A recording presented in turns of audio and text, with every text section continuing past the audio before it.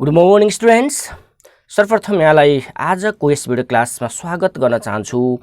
योभन्दा अगाडि मैले धेरै भिडियो क्लासहरू अपलोड गरेको छु, तर त्यो भिडियो क्लासहरूमा यहाँले लाइभ रूपमा यसरी क्लासमा चाहिँ पढ्नु भएको थिएन, क्लास हेर्नु भएको थिएन। त्यसैले आज पहिलो पटक यहाँले लाइभमा चाहिँ यो मेटेरियल्सहरू हेर्न पाउनु भएको छ।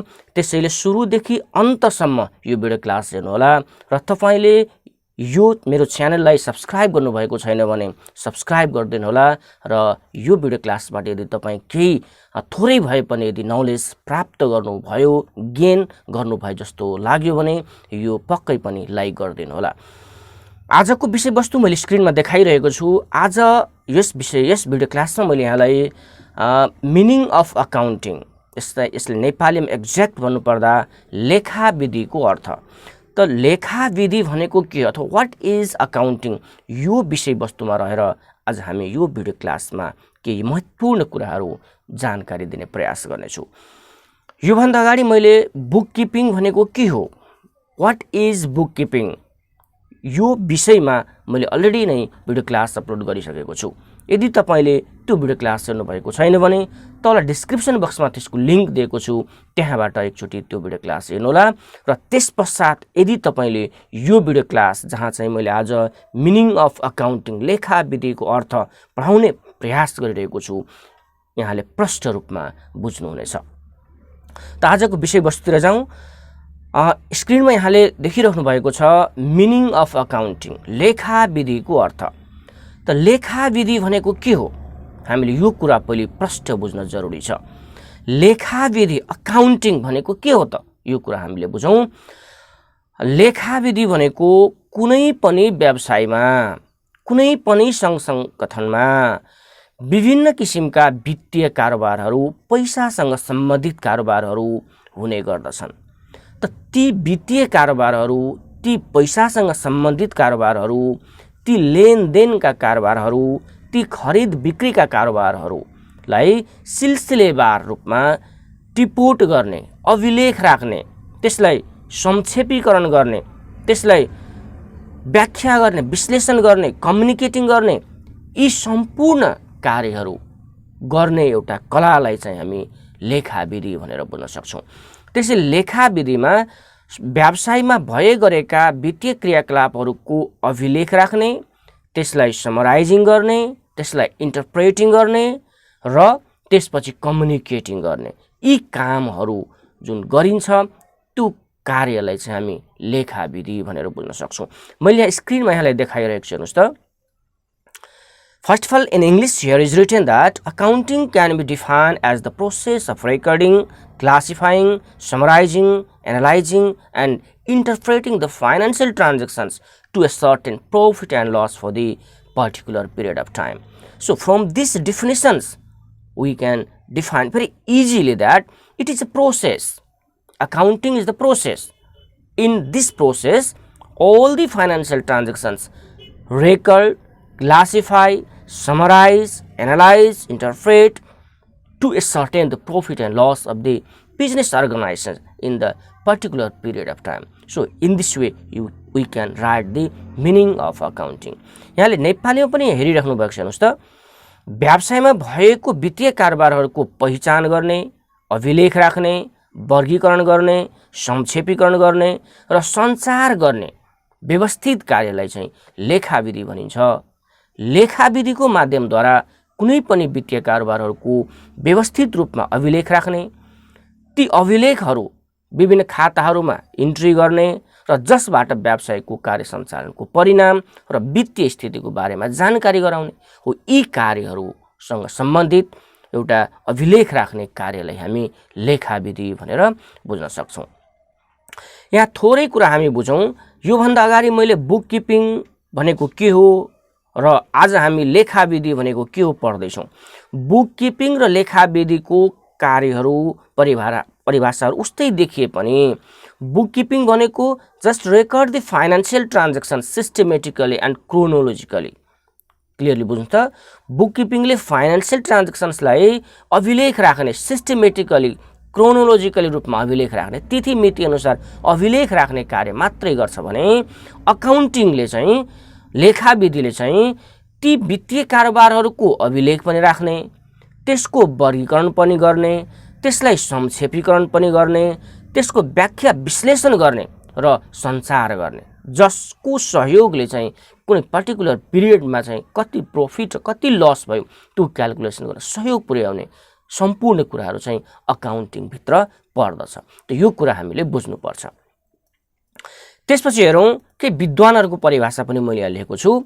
अकॉर्डिङ टु आरएन एन्थोनीका अनुसार an accounting system is a means of collecting, summarising, analysing and reporting in monetary terms information about the business भनेर हामीले बुझ्न सक्छौँ कि बिजनेसको मोनेटरी टर्म्स, फाइनान्सियल ट्रान्जेक्सन्सहरूको चाहिँ रेकर्डिङ गर्ने, कलेक्टिङ गर्ने, समराइजिङ गर्ने, एनालाइजिङ गर्ने, रिपोर्ट प्रिपरेसन गर्ने, त्यो सम्पूर्ण कार्यहरू नै अकाउन्टिङ हो। अकॉर्डिङ टु आरएन एन्थोनी हामी यसलाई बुझ्न सक्छौँ।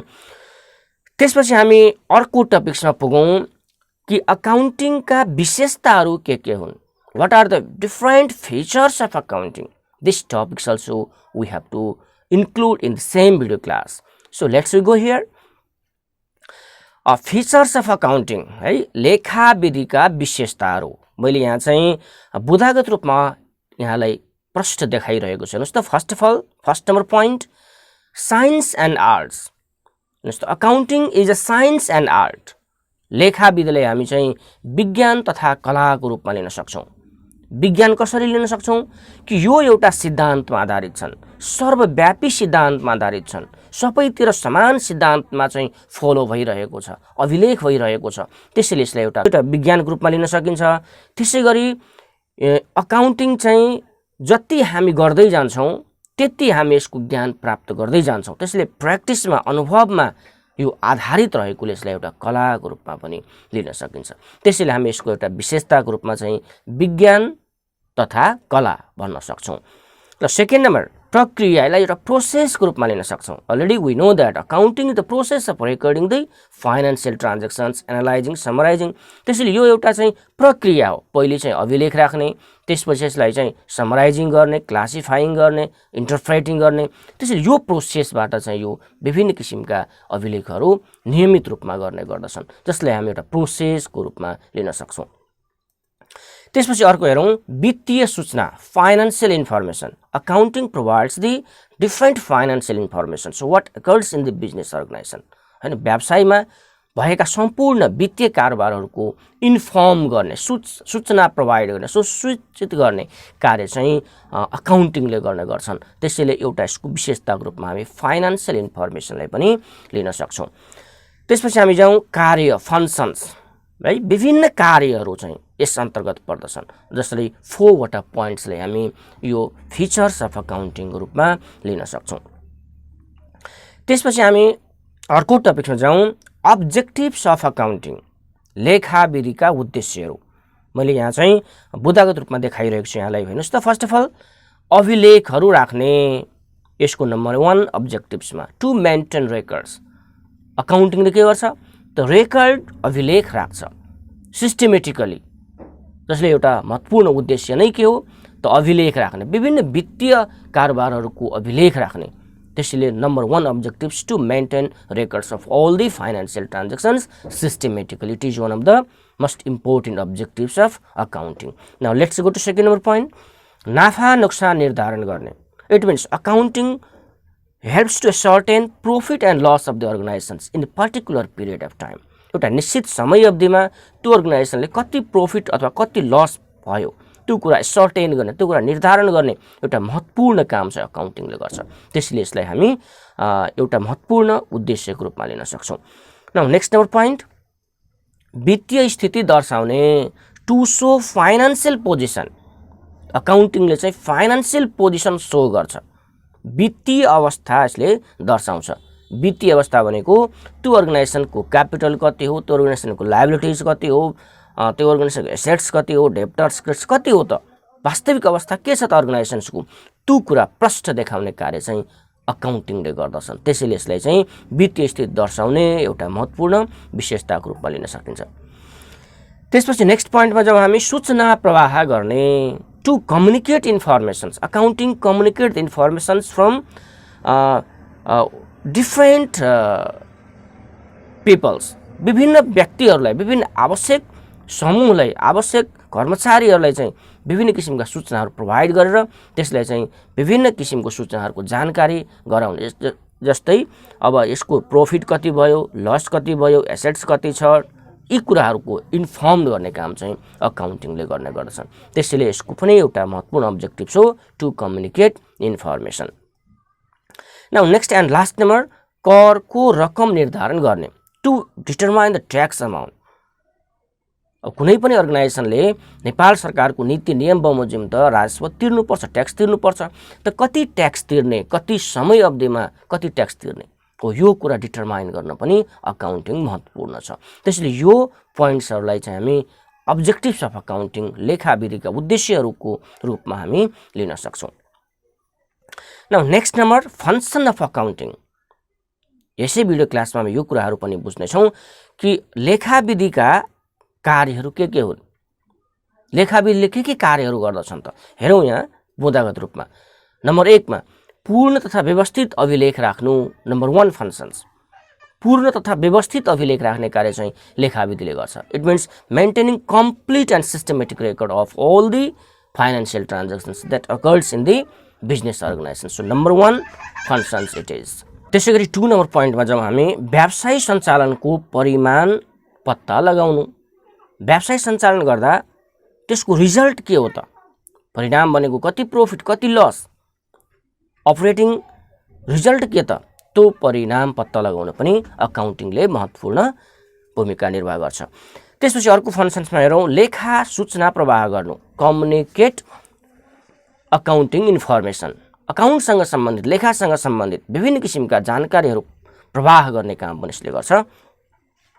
त्यसपछि अर्को नम्बरमा हेरौँ, कानुनी आवश्यकता पूरा गर्न, टु फुलफिल लिगल रिक्वायरमेन्ट। विभिन्न किसिमका कानुनी आवश्यकताहरू पूरा गर्नुपर्ने हुन्छ। अकाउन्टिङको सिस्टममा हामीले विभिन्न कारोबारहरू गर्दै जाँदा हामीले चाहिँ कानुनी आधारमा सम्पूर्ण अभिलेखहरू राख्नुपर्छ। त्यसैले एउटा अकाउन्टिङ जानेको व्यक्तिले, एउटा अकाउन्टेन्टले ती सम्पूर्ण कुराहरूलाई फुलफिल गर्ने काम गर्छ। त्यसैले अकाउन्टिङको फङ्सन्सले हामी एउटा कानुनी आवश्यकता पूरा गर्ने, टु फुलफिल द लिगल रिक्वायरमेन्टको रूपमा पनि लिन सक्छौँ।